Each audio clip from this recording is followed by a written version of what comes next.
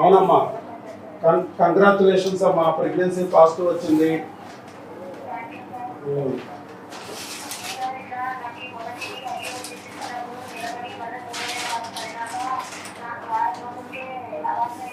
అవునమ్మా.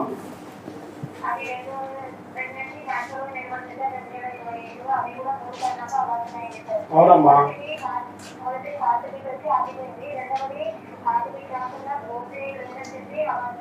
అవును, అబార్షన్ అయినాయి, కంటిన్యూగా 2 సార్లు అయినాయి. ఈ 2 అబార్షన్లు అవడానికి కారణం క్రిములు అని చెప్పాం మనం. ఆ క్రిములకు సంబంధించి మందులు వాడి తొలగించుకున్నామా, అప్పుడు ప్రెగ్నెన్సీ వస్తాయి, నిలబడతాయి అని చెప్పాను.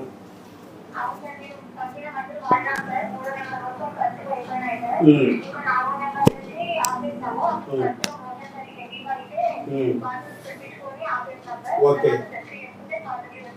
ఓకే అమ్మ, అలాగే. ఇప్పుడు ఏం చేస్తారంటే మిగతా క్రిములు అక్కడ మిగిలిపోయినాయి కాబట్టి ఆ క్రిములకు వేరే మందులు ఇంజక్షన్లు ఇచ్చా నేను, సేఫ్ మందులు. ఆ క్రిములకు సంబంధించి మిగిలిపోయిన మందులన్నీ మీ ఆయన కంటిన్యూ చేయాలి. ఆ పిల్లలన్నీ మరి చేయాలి కదమ్మా, ఆయన ఇంట్లో క్రిములు ఉన్నాయి కదా, ఆ క్రిములన్నింటికి ఆయన కంటిన్యూ చేయాలి. ఆయనకి ఏం ప్రెగ్నెన్సీ లేదుగా, ఆయన సేఫ్గా కంటిన్యూ చేయొచ్చు. ఎలా వాడాలనేది మా వాళ్ళకి ఫోన్లో పెట్టేస్తే, వాట్సాప్లో పెట్టేస్తే ఏం మిగిలినాయో చెప్తే మీ ఆయన ఎలా వాడాలనేది మా వాళ్ళు చెప్పేస్తారు.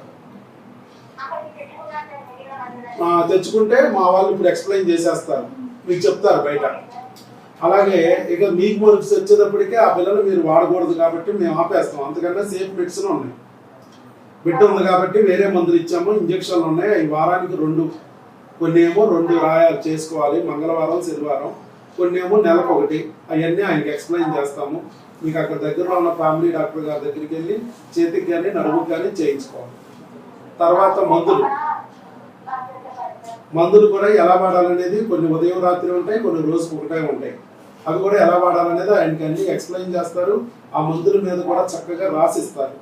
అవన్నీ మీరు వాడుకోండి. చెప్పండి.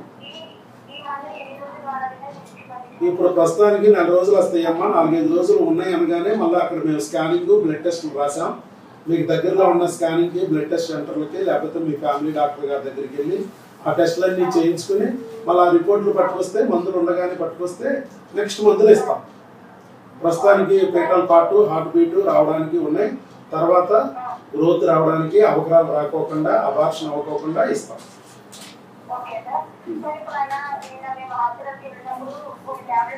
అవన్నీ చూపించారమ్మా, అవన్నీ చూపించారు, అవన్నీ మేము చెప్పాము ఆయన ఏం చేయాలనేది అని చెప్తారు. ఓకే ఓకే అమ్మ. ఇంకా సరేనమ్మా, ఆల్ ది బెస్ట్. ఆ మందు జాగ్రత్తగా వాడుకోండి.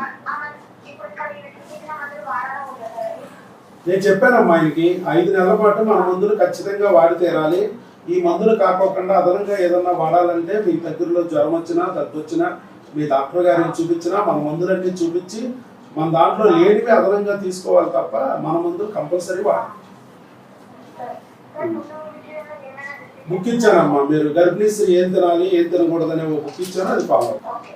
ఓకే అమ్మ, రైట్. All the best.